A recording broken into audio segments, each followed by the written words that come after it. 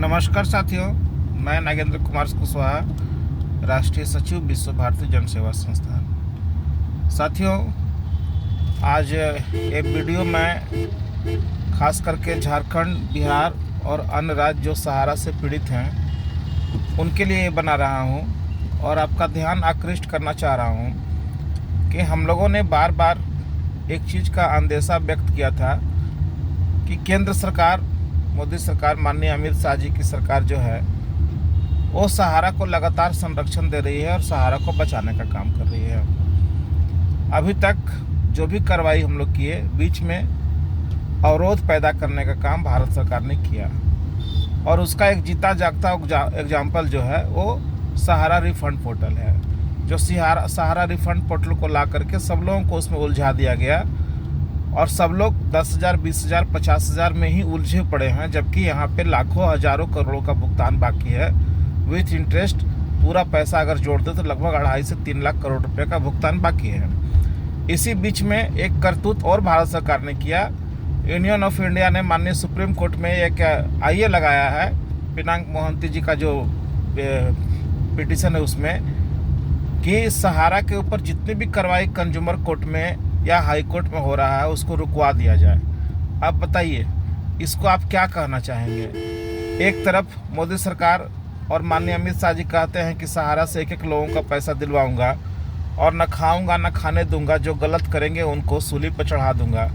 और इस सरेआम देश के लोगों का पैसा लूटने वाले, लोगों का पैसा हड़पने वाले लोगों को संरक्षण देने के लिए खुद ही आईए लगा रहे हैं। तो इसको कैसे माना जाएगा कि भारत सरकार अपना जो वादा की है कि न खाऊंगा न खाने दूंगा, वो वादा पूरा कर पाएगी?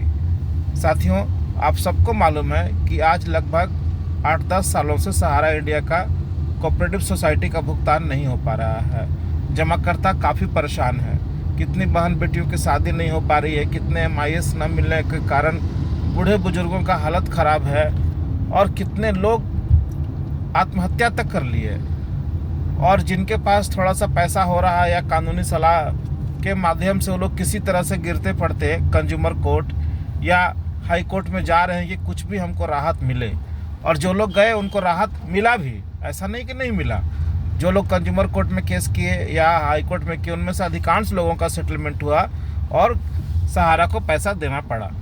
अब इससे बचने के लिए सहारा ने एक नया हथकंडा खड़ा किया और भारत सरकार के द्वारा अपनी याचिका लगाने में सफल हो गया कि उसे इस सब केसों से राहत दी जाए। आखिर बताइए, एक गरीब कहाँ जाएंगे? जो गरीब इतने पीड़ित हैं, इतने परेशान हैं अपने पैसे के लिए, किसी तरह से कर्ज लेकर के वो लोग कानूनी कार्रवाई में जा पा रहे हैं। जो लोग कानूनी कार्रवाई करने के लिए कंज्यूमर कोर्ट और हाई कोर्ट जाते हैं, उन्हीं को पता होगा कि वहाँ जाने में खर्च कितना आता है और कितना मुश्किल से लोग कोर्ट में अपना केस को खड़ा कर पाते हैं। कोर्ट कचहरी का जो हालत है कि इतनी लंबी सुनवाई चलती है, जल्द फैसला नहीं आता और उसके बाद फैसला आ भी जाता है तो भुगतान नहीं मिलता।